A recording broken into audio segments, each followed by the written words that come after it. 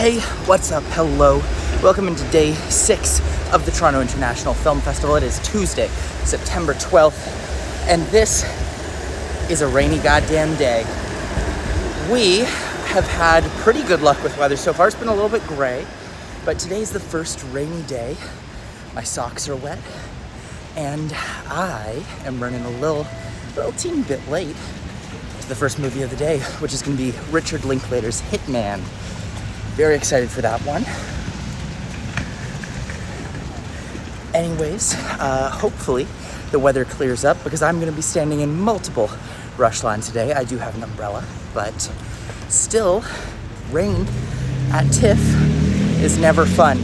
Now that said, I feel like I've been very lucky in the past few years. Hasn't been rainy here at TIFF in a while. A few years ago, I remember every single year it would just be rain, and I'd be sitting in the rain in rush lines coming into the theater just soaked.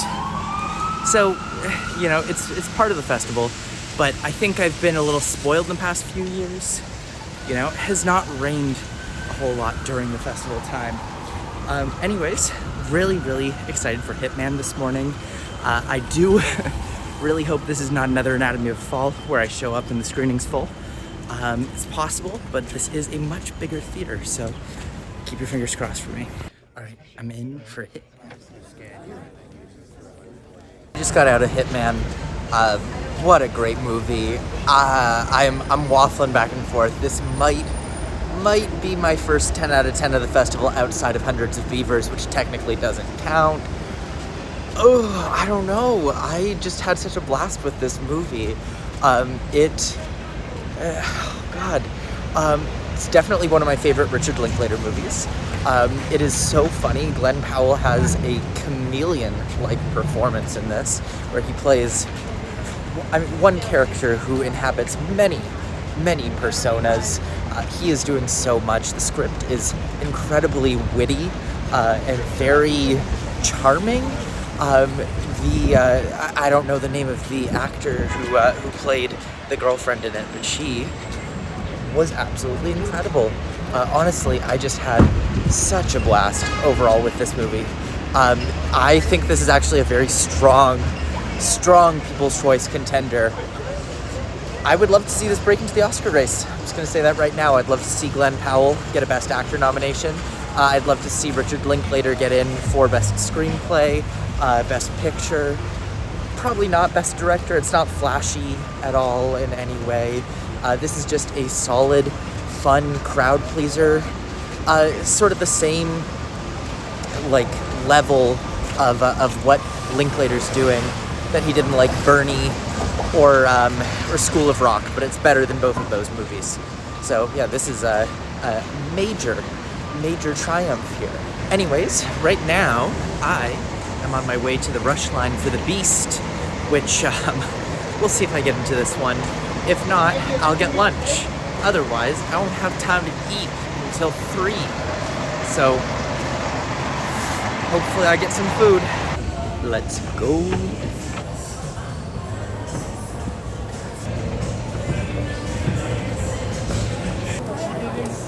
There we go. Thank you. I just saw The Beast, the new film from Bertrand Bonello, and I really enjoyed it. I think I kind of get what it's going for. It's kind of a Cloud Atlas-esque sci-fi movie where it straddles 3 different timelines where we follow the same 2 characters. In one, it's 150 years ago, around that. The other is in 2014, and the next one is in 2044. And each of these scenarios ultimately leads to the death of these 2 characters under tragic or violent circumstances.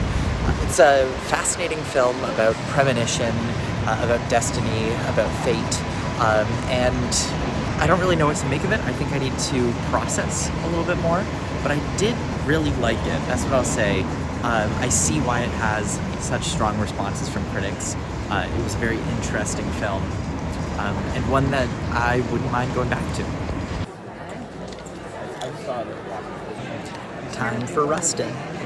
the Special Presentations Program, and it gives me great pleasure to welcome you to this afternoon's international premiere screening of Rustin, directed by George Segal. So we're thrilled to be a part of this journey of reintroducing him, because we need him. We need the energy and the force and the power of a man like Bayard Rustin to set an example to him. He is, in my mind, I call him the ultimate American, because he was incredibly curious. He felt a sense of deep responsibility for those without power, and he did so with grace, elegance, wit. I mean, who else recorded an album of Elizabethan songs and Negro spirituals? Artist and visionary, let's please welcome her to the stage, Agnieszka Holland.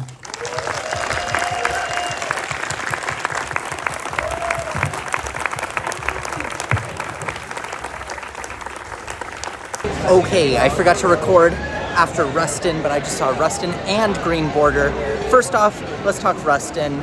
This is the Coleman Domingo vehicle. He's being talked a lot for Best Actor in this.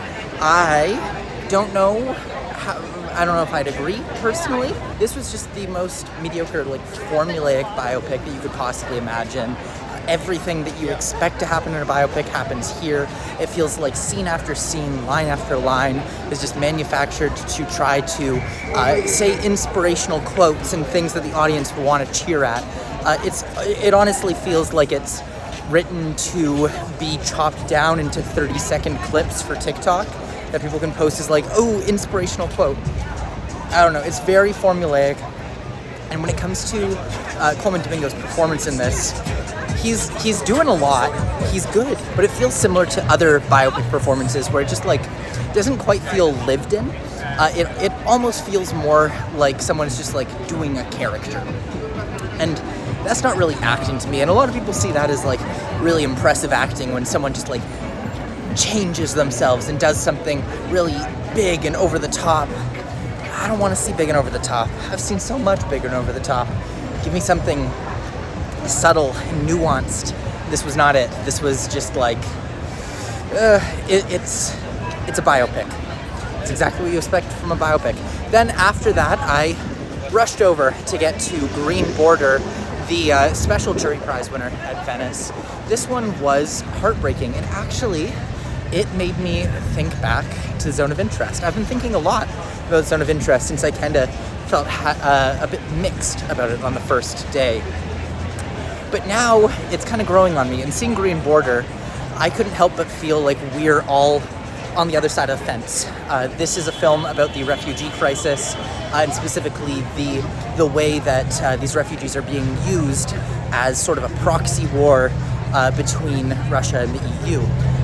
And it is a tragic story with a lot of really shocking moments in it. It's very, very hard to watch. And it's a reminder that there are sort of these massive tragedies are happening currently. These are not a thing of the past. They are currently happening in the world. And it did make me think of the Zone of Interest because it just really made me conscientious of the fact that we are all sitting here watching, not doing anything. You know, we are on the other side of the wall. So those are the two films that I've seen. I am on my way over to Robot Dreams. It's gonna be my 5th film of the day. Gonna be honest, I'm feeling a little burnt out. Just a teeny bit, but I'm really excited for this one. Robot Dreams, I've been looking forward to this for a very long time at the festival. Okay, the graphic novel was published in 2007. I read it in 2009. I collect graphic novels and illustration books with no words. So it was before I met Blancanieves. And I went through the pages and I was amazed. Initially I thought it was a children's book. Then I realized, oh no, maybe not. And then it kind of surprised me. And the end moved me. It truly moved me. And it's very rare that a graphic novel really moves you. I just got out of Robot Dreams.